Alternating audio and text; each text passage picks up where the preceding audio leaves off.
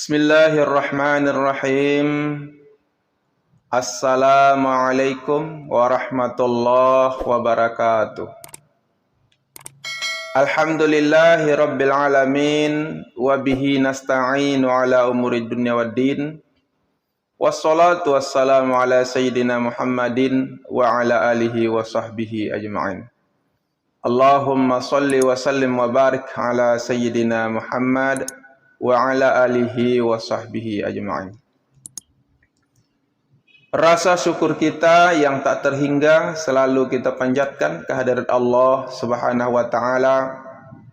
Dialah pemilik segala yang ada, baik yang nampak oleh kita ataupun yang tidak nampak oleh mata kita, yang terasa atau yang tidak terasa. Semuanya adalah milik Allah Subhanahu wa taala. Kemudian salawat dan salam, tak lupa pula kita menyampaikan keharibaan junjungan alam Nabi besar Muhammad sallallahu alaihi wasallam. Dialah yang telah merubah akhlak manusia dari akhlak yang tercela menuju akhlak yang mulia, dari alam kegelapan menuju alam yang terang benderang, sebagaimana yang kita rasakan pada saat ini. Hadirin pemirsa yang dirahmati oleh Allah Subhanahu wa taala, kajian kita pada hari ini adalah nampaknya khusus untuk menjawab pertanyaan dari pemirsa, yaitu pertanyaan dari abang kami dari Lipat Kajang Atas, Kecamatan Simpang Kanan, Kabupaten Aceh Singkil, yang dimana beliau kemarin di video 9 Ramadan ada bertanya melalui kolom komentar YouTube, yaitu video yang ada di bawah YouTube. Melalui kolom komentar beliau bertanya, yang pertama pertanyaan beliau lebih kurangnya adalah bagaimana hukum seseorang yang sedang melaksanakan sholat, ketika sudah ruku lalu dia teringat bahwa yang dia niatkan tadi, yang diucapkan dalam niat tadi adalah sholat yang lain. Umpamanya dia mengerjakan sholat asar, tetapi yang terucap pada niatnya itu sholat zuhur.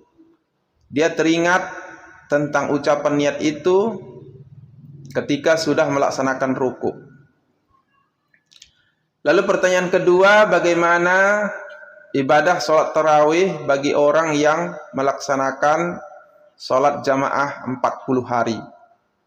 Kira-kira begitulah pertanyaan beliau. Kalau nanti umpamanya kurang tepat apa yang dimaksud oleh beliau, nanti boleh di komen lagi di kolom komentar supaya kita sama-sama mencari jawabannya. Maka kami akan berusaha memberikan jawaban. Di sini nanti dalam jawaban kami adalah tentu apa yang kami ketahui, apa yang kami baca, dan apa yang kami pelajari. Jika seandainya nanti ada kekurangan, kekhilafan, kesalahan atau kurang sempurna, boleh berikan jawaban oleh para ustadz, ustazah, diberikan jawabannya di kolom komentar di bawah video YouTube yang akan kami upload nantinya. Hadirin kaum muslimin, as-shaimina was-shaimat yang dirahmati Allah, kami akan coba dulu menjawab pertanyaan tentang masalah niat. Masalah niat adalah rukun pertama di dalam melaksanakan ibadah sholat. Dari ke-13 rukun sholat, niat adalah yang pertama. Maka dari pertanyaan beliau kita melihat jawabannya ada di Kitab Sabilal Muhtadin, yaitu bab cara melaksanakan sholat juzuk pertama halaman 407, tepatnya di paragraf terakhir. Dari pertanyaan beliau menanyakan bagaimana hukumnya kalau seandainya berbeda ucapan niat dengan maksud niat. Seperti yang kami ucapkan tadi, kami sampaikan tadi, dia sudah ruku, dia sedang melaksanakan sholat asar, tetapi tadi terucap, dia teringat bahwa tadi terucap adalah sholat zuhur. Bagaimana hukumnya sholat orang tersebut? Maka di sini kita lihat rukun sholat yang pertama adalah niat. Niat ialah qasad, memperbuat salat dengan hati. Niat itu adanya di hati. Sementara yang kita ucapkan dari kalimat usolli itu lafaz niat, ini sunnah. Nah, jadi yang di hati kita itulah ketika kita ucapkan di lidah usolli, maka di hati kita itu akan mengkasatkan, memaksudkan, meyakinkan bahwa kita akan sholat. Usolli fardal asri arba'a raka'atin mustaqbilal kiblati adaan lillahi ta'ala, atau adaan makmuman lillahi ta'ala. Ini ucapan di dalam hati kita harus kita kasatkan, kita ta'yinkan.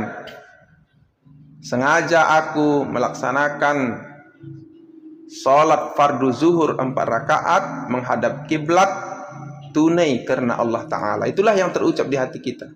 Nah, ini dalam kitab ini dijelaskan ya. Maka tidak memadai dituturkan dengan lidah yang tidak diikuti dengan hati. Kalau hanya lidah kita saja yang mengucap sementara hati kita diam, ini tidak memadai. Dan tidak merusak kalau berbeda apa yang dituturkan lidah dengan apa yang terlintas dalam hati. Yang kita niatkan di dalam melaksanakan sholat itu adalah sholat asar, tapi yang terucap sholat zuhur. Ini tidak mengapa, boleh, sah sholatnya ya. Umpamanya niat di dalam hatinya mengerjakan sholat zuhur, tetapi lidahnya tergelincir menyebut asar, ini sah, tidak apa-apa, lanjutkan saja sholatnya. Kalau yang terlintas di dalam ucapan lidahnya itu berbeda dengan niat dalam hatinya. Niat dalam hatinya ingin melaksanakan sholat asar, tetapi terucap sholat zuhur, ini tidak mengapa. Kecuali umpamanya, kalau kita lihat dalam kitab ini, kecuali dia sholat asar, dia niatkan sholat, dia ucapkan sholat, dia mengerjakan sholat asar, tetapi diniatkannya dia sholat zuhur. Nah, ini tidak boleh. Itu sengaja namanya, disengajanya bahwa berbeda. Dia memang betul ingin melaksanakan sholat asar, tetapi diucapkannya sholat zuhur, diniatkannya di hatinya juga sholat zuhur. Ini tidak boleh. Bagaimana itu statusnya kalau seperti itu? Ya, harus diulang sholatnya, harus diulang niatnya, karena tidak sesuai. Nah, nanti ada penjelasan lagi panjang di sini, tentu tidak bisa kita jelaskan. Kalau penasaran boleh nanti dibaca kitab Sabilul Muhtadin yang sudah di-Indonesiakan ya, karena Sabilul Muhtadin ini ada yang versi Arab Melayu, maka sudah di-Indonesiakan oleh Profesor Haji M. Aswadi Syukur LC. Tepatnya juzuk ke-1 halaman 407, bab cara melaksanakan sholat dan paragraf terakhir. Wallahu a'lam bishawab. Lalu yang kedua, pertanyaan beliau, bagaimana hukumnya sholat tarawih bagi orang yang mengerjakan sholat jamaah 40. Nah, sekarang kita pahami dulu, saya jelaskan dulu, karena mungkin abang kami yang bertanya mengerti apa itu sholat jamaah 40. Supaya pemirsa yang lain mungkin yang belum mengetahui apa itu sholat jamaah 40, kami jelaskan dulu apa itu sholat jamaah 40. Sholat jamaah 40 itu dilaksanakan oleh kaum muslimin wal muslimat, itu sholat jamaah tidak pernah tertinggal sholat jamaahnya selama 40 hari. Selalu berjamaah. Apakah jamaahnya itu di masjid? Biasanya memang mereka akan menentukan satu tempat. Umpamanya masjid A umpamanya. Dia akan melaksanakan selama 40 hari itu sholat jamaah di situ. Tapi kalau seandainya ada halangan, umpamanya ada hal-hal yang mendadak, yang tidak disangka-sangka, di luar daripada rencana, maka boleh mereka akan melaksanakan sholat jamaah di luar masjid. Boleh saja di rumah, boleh saja di tempat-tempat lain, asal tetap berjamaah. Artinya ini tidak terputus daripada sholat jamaah 40-nya. Nah, ini banyak di amalan-amalan seperti ini banyak dilaksanakan oleh terutama umpamanya kalau kita lihat di masjid-masjid yang ada atau di pesantren-pesantren yang ada di khususnya di Kecamatan Sipangkanan, Kabupaten Aceh Singkil. Di tempat lain juga banyak seperti ini. Bahkan ada yang melaksanakan sholat jamaah 40 hari dan juga langsung dilaksanakan khalwat suluk. Apakah 40 hari juga atau 20 hari, ini boleh. Ini sangat besar fadilahnya. Nah, oleh karena demikian, mana dalilnya tentang hal ini? Tentu kita akan bertanya, dalilnya di mana? Kok bisa seperti itu? Karena fadilah daripada sholat jamaah itu sangat besar. Jadi tidak mesti hanya 40 hari. 40 hari kita sholat jamaah, lalu 40 harinya bebas tidak sholat jamaah. Bukan begitu, ya. Sebenarnya fadilah daripada sholat jamaah itu sangat besar. Kalau kita lihat saja umpamanya derajat satu sholat, satu kali kita di rumah atau sendiri, lalu dibandingkan dengan berjamaah, itu bedanya 27 derajat lebih besar derajat sholat jamaah. Bayangkan kalau seandainya kita terus-menerus seumur hidup kalau bisa sholat jamaah, tidak tertinggal. Ini sangat besar sekali pahalanya. Ini belum lagi dalam satu sholat dikali 10. Sebagaimana yang dijelaskan oleh Nabi Muhammad sewaktu beliau ke Sidratul Muntaha menjemput sholat yang sebenarnya 50 waktu, tapi yang 50 waktu dijadikan 5, tapi tetap yang satu dikali 10. Jadi jumlah 5 yang wajib 5 waktu, tapi dikali menjadi 10, berarti menjadi 50. Pahalanya tetap sama seperti 50 waktu, tapi dikurangi jumlah waktunya. Jadi kalau itu dikalikan lagi udah tambah banyak lagi ya. 10 kali 27 kali seumur hidup. Kan ini pahalanya kan sudah luar biasa nih. Ditambah lagi pahala silaturahim, pahala jamaah yang lain-lain. Tambah lagi umpamanya di masjid lagi ya, tambah lagi derajatnya. Nah, ini sangat luar biasa. Nah, terlepas dari itu, kenapa umat Islam banyak yang beramal 40 hari? Mereka berusaha, karena kalau seumur hidup mungkin ada yang berat, ada yang kadang-kadang kurang sehat atau kurang mampu dari segi waktu. Mereka sangat sibuk bekerja di kantor atau di mana-mana, maka mereka ambillah minimal setahun itu 40 hari. Nah, tidak terputus ya. Ini ada sebuah hadis Nabi Muhammad SAW, hadis riwayat Imam Tirmizi, dari Anas bin Malik radhiyallahu anhu, ia mengatakan Rasulullah sallallahu alaihi wasallam bersabda, Man shalla lillahi arba'ina yauman fi jama'atin yudriku takbiratal ula, kutibat lahu bara'atun minan nar wa bara'atun minan nifaq. Barang siapa yang sholat karena Allah selama 40 hari secara berjamaah dengan mendapatkan takbiratul pertama atau takbiratul ihramnya imam, maka ditulis untuknya 2 kebebasan, yaitu kebebasan dari api neraka dan kebebasan dari sifat kemunafikan. Hadis riwayat Tirmizi. Dari hadis ini dapat kita artikan, kita simpulkan, siapa saja di antara umat Islam selama 40 hari dia mampu bertakbir bersama imam, sholat jamaah dan bertakbir bersama imam. Karena ada juga salat jamaah itu masbuk ya. Masbuk juga salat jamaah. Akhir-akhir rakaat keempat kita ikut. Jangankan rakaat keempat, kita ikut imam, mau salam saja dari kita ikut, kita masih jamaah kategorinya. Tapi ini bukan itu maksudnya. Maksudnya mulai dari takbir imam sampai salam kita sama-sama berjamaah selama 40 hari. Kalau kita mampu melakukan ini, kata Rasulullah, kita akan mendapatkan dua kebebasan. Bebasan pertama, dibebaskan dari api neraka. Yang kedua, dibebaskan dari kemunafikan.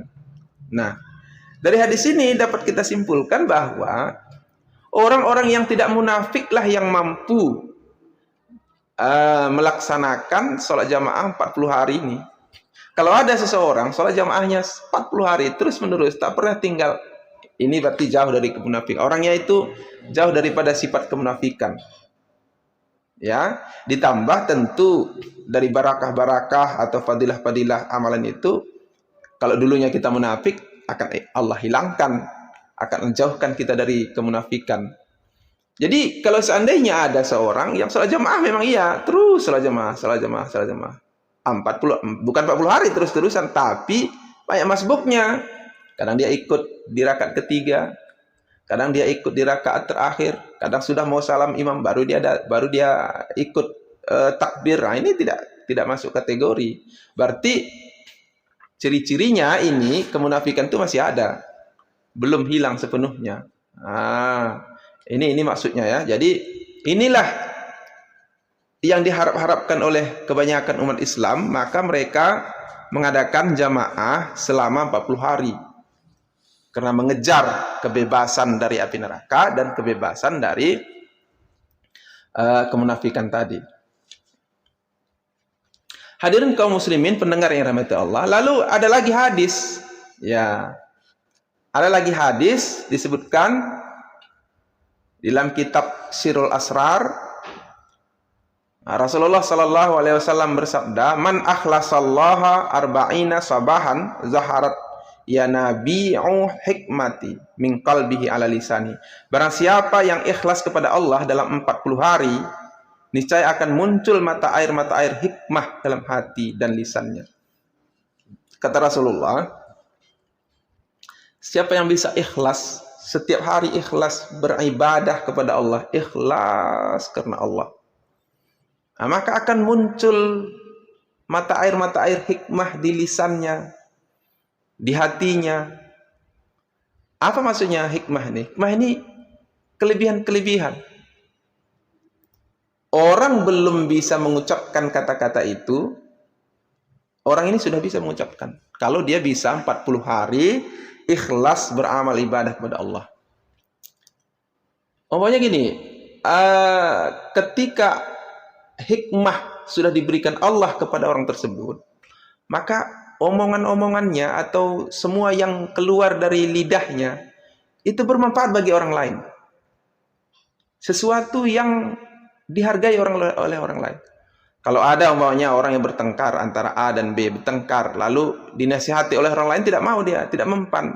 A bilang dia benar, B dia yang bilang benar. Mereka tetap berantem.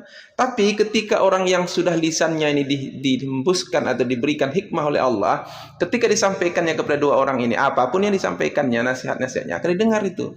Oh iya, iya Pak Ustadz. Kalau Ustadz Kian, iya Buya, iya Kiai, iya. Sering diminta orang nasihat. Orang yang sudah di lisannya itu hikmah, sering diminta orang nasihat. Biasanya ini kan mursyid-mursyid, abuya-abuya, kiai-kiai, syekh-syekh, ini kan gitu. Wali-waliullah apalagi ya. Orang sering minta nasihat, minta doa juga iya. Kadang ada orang yang lambat jodoh, maunya minta doa. Ya syekh, ya abuya, doakan saya, kan begitu. Banyak yang seperti itu. Atau ya Buya, doakan saya supaya saya bisa khusyuk sholat, atau saya bisa istiqamah melaksanakan ibadah. Banyak orang yang seperti itu. Karena seorang kiai tadi, Buya atau mursyid tadi itu udah apa yang dari lisannya itu udah hikmah-hikmah, dari hatinya hikmah. Doanya banyak dikabulkan. Nah, ini maksudnya. Maka berusahalah kita bagaimana caranya supaya kita menjadi orang ikhlas sepenuhnya 40 40 hari ya, minimalnya kita berusaha awalnya itu 40 hari, tapi ya terus-terusan kita ikhlas. Nah, lalu kalau kita lihat juga di dalam kitab Tanwirul Anwar, karangan Muhammad Saleh Al-Minangkabawi, ikhlas itu ada dibagi 3. Nah, ada ikhlas mubtadi, ikhlas orang awam, orang biasa. Ikhlas orang biasa. Bagaimana ikhlas orang biasa? Ikhlas orang biasa ketika dia melaksanakan ibadah, dia takut dosa, umpamanya wajib sholat, lalu dia kerjakan sholat. Dia kerjakan sholat itu karena sholat itu wajib. Kalau sudah mengerjakan wajib, kalau sudah meninggalkan wajib, ini kan dosa neraka. Karena dia takut neraka, atau karena dia ingin surga, lalu dia beramal ibadah. Ini juga ikhlas namanya, tapi ikhlas orang awam. Ikhlas juga dia, tapi karena takut neraka. Nah, sama juga seperti ini tadi, ketika dia melaksanakan sholat jamaah selama 40 hari, dia mengharapkan bara'atani tadi, yaitu kemunafikan dan juga dia agar dapat kebebasan dari neraka. Ini ikhlas orang awam nih. Orang awam, orang biasa itu, orang pemula-pemula. Nah, padahal kan begitu ya, karena kita mengerjakan sholat ini kan karena takut siksa. Siksa sholat ini kan besar juga. Kalau kita lihat di kisah Isra Mi'raj Nabi Muhammad SAW itu membantingkan, membenturkan kepala di tembok-tembok sampai pecah itu. Nah, kalau itu yang kita takuti, berarti ikhlas kita itu masih tingkat awam, tingkat pemula namanya ya. Lalu ada ikhlas yang kedua. Ikhlas yang kedua, kata Muhammad Saleh, Syekh Muhammad Saleh, itu beramal kita itu karena Allah, tidak ada karena takut dengan neraka atau karena ingin surga, tidak. Tapi kita memang karena Allah, karena cinta kita kepada Allah. Nah, ini orang pertengahan nih. Ini banyak ini. Kalau antara kita ini banyak ya, antara umat Islam banyak seperti itu. Memang lebih banyak yang tadi, yang pertama. Tapi yang kedua ini udah banyak nih. Ikhlas bukan karena takut, ya karena ikhlas saja. Salat ikhlas karena Allah aja, karena cinta kepada Allah. Tidak mencuri karena Allah, tidak melakukan hal-hal yang dilarang itu karena Allah, tidak minum tua karena Allah, tidak judi karena Allah. Ini ikhlas pertengahan. Lalu ada ikhlas muntahi namanya, ikhlas yang paling tinggi. Bagaimana itu ikhlas yang paling tinggi?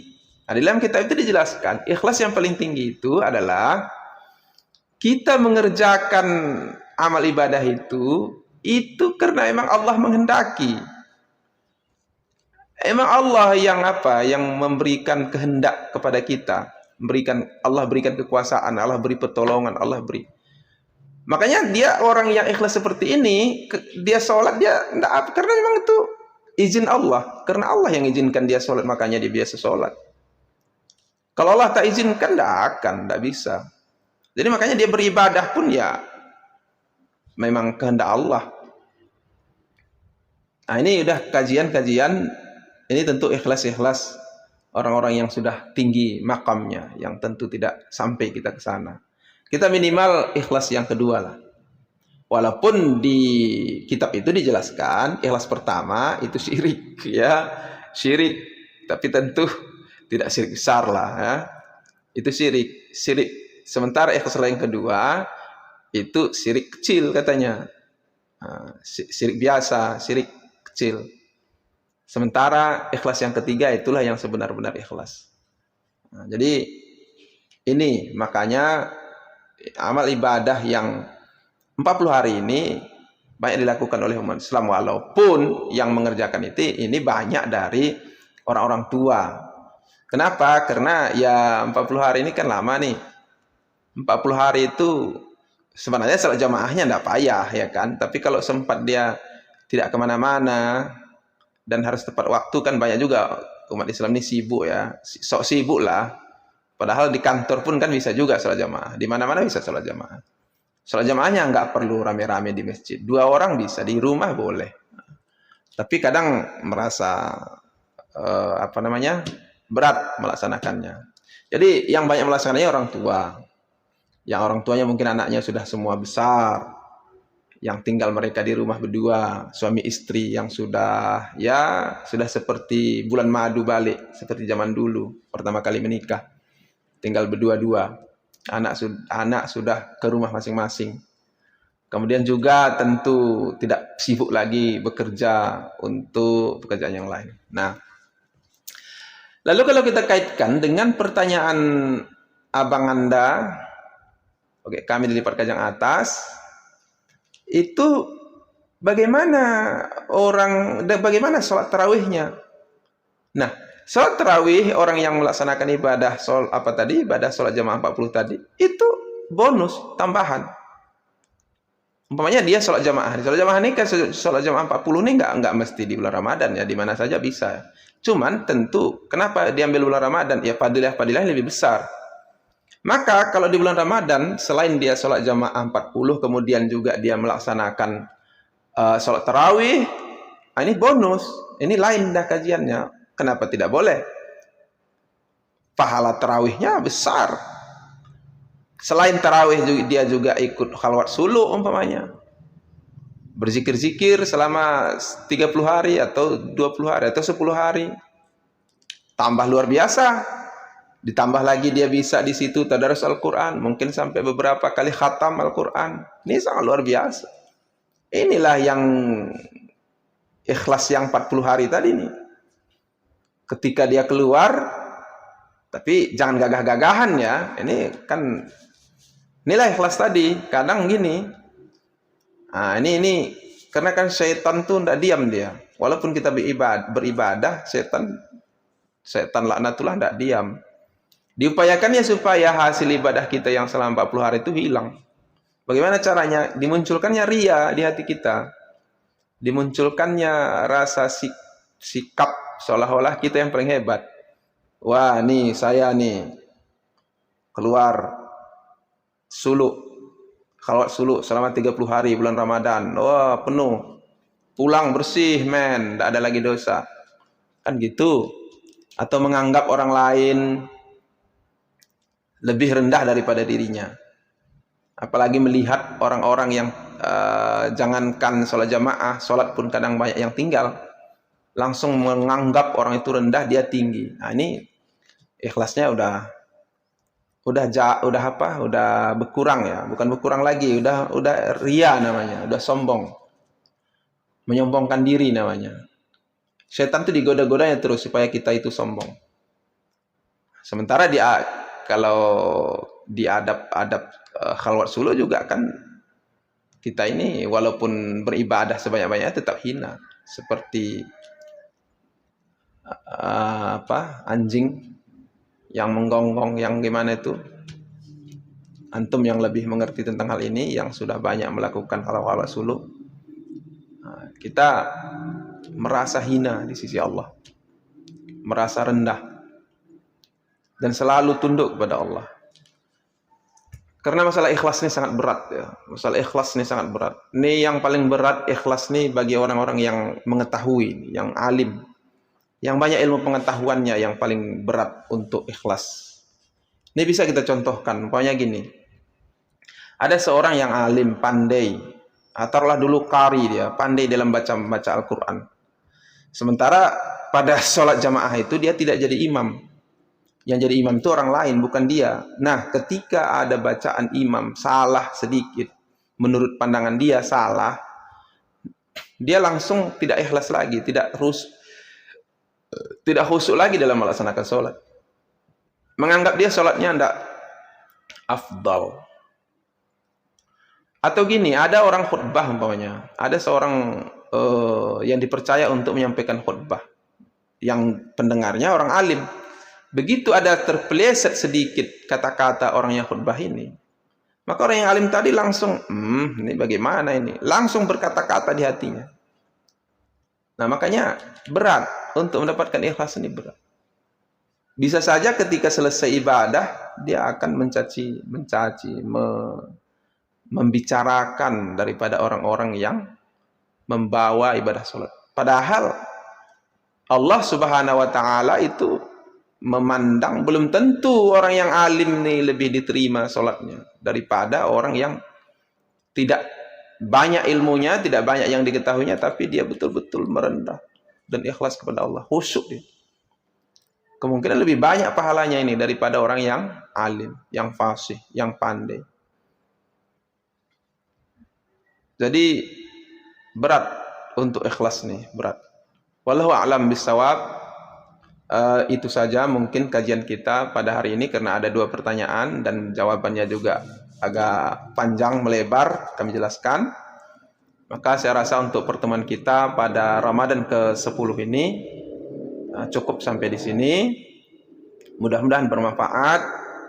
Mohon maaf atas segala kesalahan dan kekhilafan, dan kepada teman-teman hadirin, sahabat-sahabat semua yang ingin memperlurus atau menyempurnakan jawaban daripada pertanyaan tersebut, silahkan diberikan jawabannya di kolom komentar di YouTube yang nanti akan kami upload video ini, atau juga kepada abang kami, ogek kami, mungkin pertanyaannya bukan seperti itu, tapi kami jawab seperti itu. Mungkin menurut abang, apa yang kami jawab itu tidak sesuai dengan pertanyaan, nanti boleh ditanyakan lagi, diluruskan lagi. Saya rasa itu saja yang dapat kami sampaikan.